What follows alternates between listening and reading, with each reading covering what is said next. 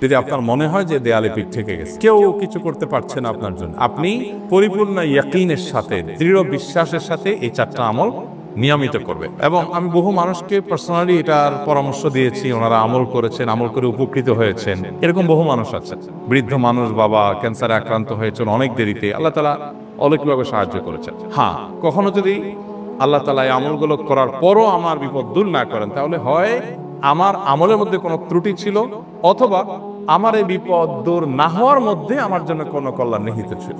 আল্লাহ তাআলা আমার দোয়া কবুল করে যে উপকার হতো তার চাইতে বেটার কিছু হয়তো আমাকে দিবেন, এই ইয়াকিন একজন ইমানদারের থাকবে। সে 4টা আমলের 1 নম্বর হলো ইস্তিগফারের আমল। ইস্তিগফার, আপনি ফেসে গেছেন কোনো জায়গা, কোনো উপায় পাচ্ছেন না, আপনি ইস্তিগফার করতে থাকেন।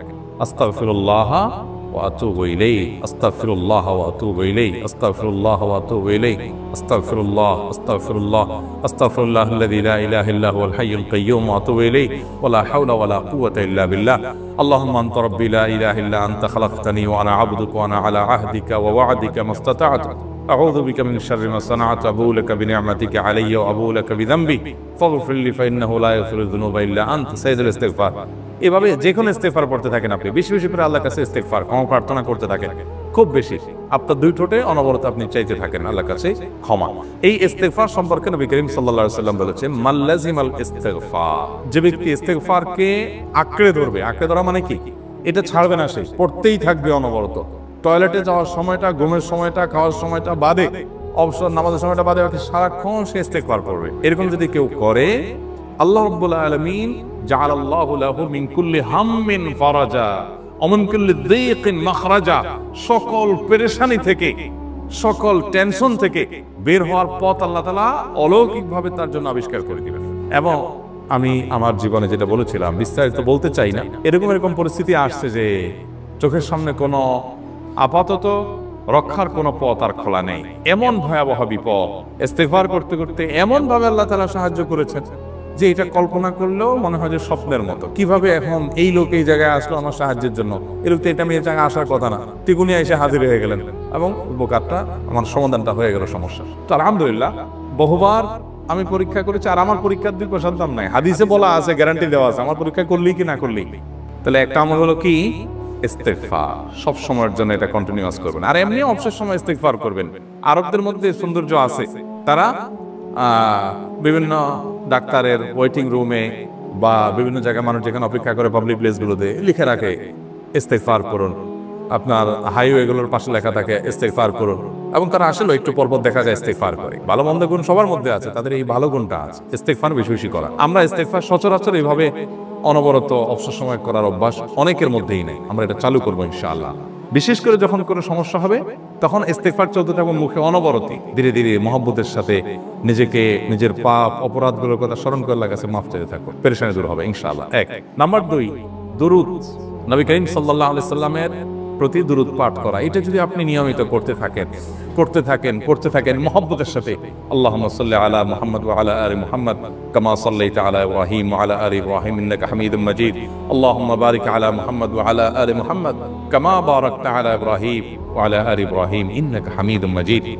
আপনি একবার ছোট দুরূদ যদি পড়েন, সাল্লাল্লাহু আলাইহি ওয়াসাল্লাম, সাল্লাল্লাহু আলাইহি ওয়াসাল্লাম, আল্লাহুম্মা সাল্লি আলা মুহাম্মদ ওয়া আলা আলি মুহাম্মদ, শুধু এইটুকু পড়েন, জাযাল্লাহু আন্না মুহাম্মাদাম মা হুয়া আহলু, শুধু এইটুকু পড়েন। আপনি এভাবে যেই কোনো দুরূদ নবী করিম সাল্লাল্লাহু আলাইহি ওয়াসাল্লাম প্রতি যদি পড়েন এবং পড়তে থাকেন অনবরত, ইস্তিগফারের পাশাপাশি দুরূদের ক্ষেত্রে নবী করিম সাল্লাল্লাহু আলাইহি ওয়াসাল্লাম বলেছেন যে এইটা তোমার জন্য যথেষ্ট হয়ে যাবে। তুমি যদি আল্লাহর কাছে আর কোনো দোয়া করতে না পারো, শুধু দুরূদটা পড়ো, তোমার সব পেয়ে যাবে, কিচ্ছু লাগবে না।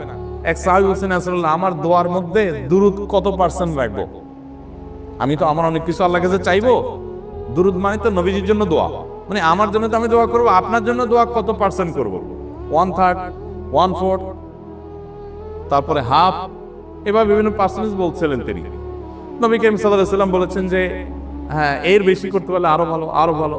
তো ভদ্রলোক এর বেশি, ওই সাহাবী রাদিয়াল্লাহু তাআলা আনহু, তিনি এর বেশি বাড়াতে একটা পর্যায়ে বলছেন যে আমি সব দোয়া আপনার জন্য করি। নবী করিম সাল্লাল্লাহু আলাইহি ওয়াসাল্লাম বলেছেন তাহলে তোমার আর কোনো দোয়াই করতে হবে না, এর মধ্যে সব দোয়া চলে আসবে।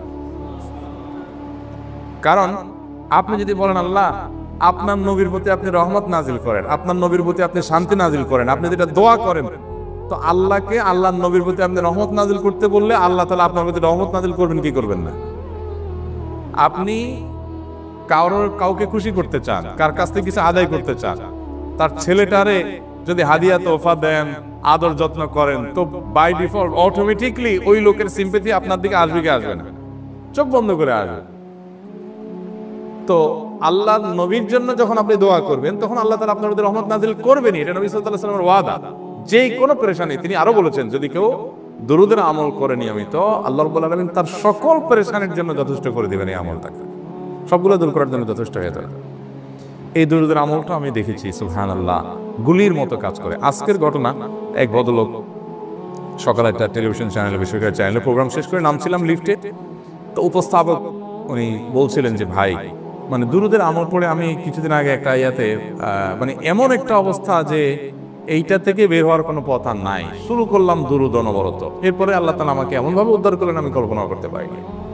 আলহামদুলিল্লাহ, এই আমলগুলো করে অনেক ভাইরা আমাকে অভিজ্ঞতা জানাইছেন যে আলহামদুলিল্লাহ তাদের অভিজ্ঞতা হলো কি। হ্যাঁ, ওই যে বললাম, কখনো যদি আল্লাহ তাআলা আপনার দোয়া কবুল না করেন, তাহলে হয় আমার ত্রুটি আছে, আর না হলে আমার জন্য আল্লাহ তাআলা এর চেয়ে বেটার কিছু রেখেছেন। আমি সেই ইয়াকিন রাখবো ইনশাআল্লাহ বিইذنিল্লাহ। আর এই দোয়াতের সমাধান হবেই হবে, সে বিশ্বাস থাকতে হবে। নবী করিম সাল্লাল্লাহু আলাইহি ওয়াসাল্লাম বলেছেন, হাদিসে কুদসিতে আল্লাহ বলেছেন, আনা ইনদা যান্নি আবদি বি, বান্দা আমার প্রতি যেমন ধারণা করে আমি তেমন আচরণ করি। এখন আপনি যদি চিন্তা করেন, করে দেখি হয় কিনা, দেখি ট্রাই করি, তাহলে ওই আল্লাহ তাআলা বলবেন ঠিক আছে দেখতে থাক। আপনি যদি ইয়াকিন করেন যে না, নবী করিম সাল্লাল্লাহু আলাইহি ওয়াসাল্লাম যে বলেছেন, অতএব সেটা হবেই, আর আল্লাহ রাব্বুল আলামিনের কাছে আমি ওইভাবেই চাবো যে আল্লাহ দিবেনই, আমি নিয়েই ছাড়বো, ইনশাআল্লাহ গুলি মিস হতে পারে, আপনার দোয়া মিস হবে না। ওই ইয়াকিন, ওই ঈমান আমার মধ্যে আনতে হবে, চেষ্টা করবো তো ইনশাআল্লাহ। তাহলে দুইটা আমল হলো, ইস্তিগফার আর দুরূদ। 3 নম্বর আরেকটা আমল হলো দোয়া ইউনুস। দোয়া ইউনুস, লা ইলাহা ইল্লা আনত সুবহানাক ইন্নী কুনতু মিনাজ জালিমিন। বেশি বেশি পড়তে থাকবেন, যখন বিপদে পড়বেন ইস্তিগফার আর দুরূদ পড়বেন সবচেয়ে বেশি, আর মাঝে মধ্যে দোয়া ইউনুস, লা ইলাহা ইল্লা আনত সুবহানাকা ইন্নী কুনতু মিনাজ জালিমিন। আল্লাহ সুবহানাহু ওয়া তাআলা কোরআনে কারীমে এই দোয়ার পরে বলেছেন, ওয়া কাযালিকা নুনজিল মুমিনিন। এই দোয়া পাঠ করার মাধ্যমে ইউনুস আলাইহিস সালামকে পৃথিবীর ইতিহাসের সবচেয়ে অলৌকিক ঘটনা, সকল সায়েন্স, সকল আপনার বিজ্ঞানের তত্ত্ব, সবগুলোকে আপনার সবগুলোর বিপরীতে বা সবগুলোকে আপনার ভুল প্রমাণ করে দিয়ে ওই জায়গাটার জন্য আল্লাহ তাআলা ইউনুসকে মাছের পেটে ঢোকার পর সেখান থেকে আবার জীবিত রেখে বের করেছে। অক্সিজেন অভাবে সেখানে এমনি মারা যাওয়ার কথা, আরো নানা কারণে মারা যাওয়ার কথা, তাই না? কিন্তু আল্লাহ তাআলা তাকে রক্ষা করেছেন, কারণ ওই বিপদে পড়ার পর থেকে এটা পড়তেছিলেন, লা ইলাহা ইল্লা আনতা সুবহানাকা ইন্নী কুনতু মিনাজ জালিমিন। তো আল্লাহ তাআলা কোরআনে বলেছেন, এটা ইউনুস, তার নবী ইউনুস আলাইহিস সালামকে আল্লাহ তাআলা এর মাধ্যমে রক্ষা করেছেন, সেটা তার জন্য খাস না, এটা তার জন্য স্পেশাল না, বরং আল্লাহ বলেছেন ওয়া কাযালিকা নুনজিল মুমিনিন, এটা দিয়ে আমি তাকে রক্ষা করেছি, একইভাবে ঈমানদারদেরকেও এইটার মাধ্যমে রক্ষা করব। এটা বড় অস্ত্র পেয়ে গেলাম, দোয়া ইউনুস বেশি বেশি করব ইনশাআল্লাহ, লা ইলাহা ইল্লা আনতা সুবহানাকা ইন্নী। আমার দেশে আবার দেখা যায় বিপদ হয়ে গেলে তখন হুজুর বানায় করে যে ভাই আপনারা সবাই মিলে এটা 1 লাখ বার পড়ে দেন, 100 লাখ বার পড়ে দেন, টাকা দিমু আপনারা পড়ে দেন। আপনারটা আপনি পড়বেন ভাই, হুজুরদের কাছে দোয়া চান সমস্যা নাই, আর হুজুরদেরকে খাটায়া টাকা দিবেন কেন, এমনি টাকা দিবেন না দিয়া। আর এই দোয়া নিজে নিজে করতে থাকবেন। ইউনুস আলাইহিস সালাম ওই সময় কি লোক ঠিক করছিলেন যে ভাই আপনারা সবাই দোয়া ইউনুস পড়েন, আমি গেলাম, আমি মাছের পেটে গেলাম, আপনারা বসেন সবাই দোয়া ইউনুস পড়া দেন, করছেন উনি?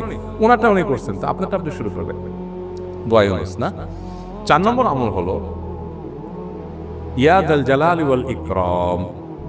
এটা বেশি বেশি করে পাঠ করবেন। নবী করিম সাল্লাল্লাহু আলাইহি ওয়াসাল্লাম বলেছেন, আলিযু বিয়া যাল জালালি ওয়াল ইকরাম। ইয়া যাল জালালি ওয়াল ইকরাম, এটাকে তোমরা আঁকড়ে ধরবে। ইয়া যাল জালালি ওয়াল ইকরামের মানে কি? এটা আল্লাহকে ডাকা, আর কিছু না। এবং হাদিসে বর্ণিত দোয়া, এটা মাসনুন দোয়া। ইয়া যাল জালালি ওয়াল ইকরাম মানে হে মহা ক্ষমতার অধিকারী, প্রতাপশালী এবং সম্মানের মালিক। এটা বলার মানে হলো আল্লাহর কাছে নিবেদন করা, যেহেতু আপনার প্রতাপ আছে, আপনার জালাল আছে, আপনার বড়ত্ব আছে, এই বড়ত্বের অধিকারী এবং হে সম্মানের অধিকারী, আপনার যেটা আল্লাহ তাআলা এটা আপনার যদি এটা আছে, অতএব হে আল্লাহ আপনি আমাকে এটা দান করুন, আপনার সেখান থেকে আমার প্রতি রহম করুন, আপনার সেখান থেকে আমাকে, আপনার বড়ত্ব থেকে আমাকে আপনি হেফাজত করুন, আপনার একরাম থেকে আমাকে আপনি আপনি আমাকে রহম করুন। তো সেই দোয়া আল্লাহ তাআলার কাছে নিবেদন করতে পারি, ইয়া যাল জালালি ওয়াল ইকরাম। এর পাশাপাশি তাহাজ্জুদের নামাজ এবং যে কোনো নফল নামাজ।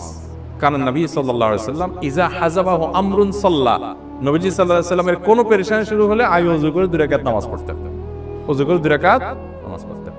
আমাদের যখন পেটে ব্যথা শুরু হয় আগে কার কথা মনে পড়ে? ডাক্তারের কথা মনে পড়ে।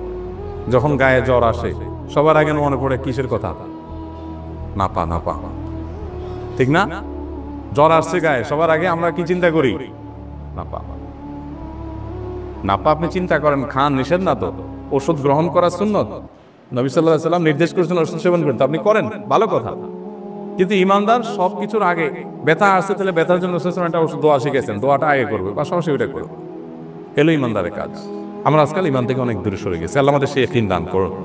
তাহাজ্জুদের সময় দোয়া, অনেক বেশি দোয়া কবুল হয়। তাহলে 4টা আমল ইনশাআল্লাহ আপনাকে এই ভয়াবহ বিপদ থেকে উদ্ধার করার জন্য সাহায্য করবে ইনশাআল্লাহ। সে ইয়াকিন নিয়ে করবে। সেই সাথে as-সাদাকা তারদুল বালা, দান সাদাকা করা, অন্যান্য যে আমলগুলো আছে টুকটাক সেগুলোর সাথে সাথে চালানো। বাকি এই 4টাকে বেসিক্যালি একটু জোরভাবে করতে থাকবে।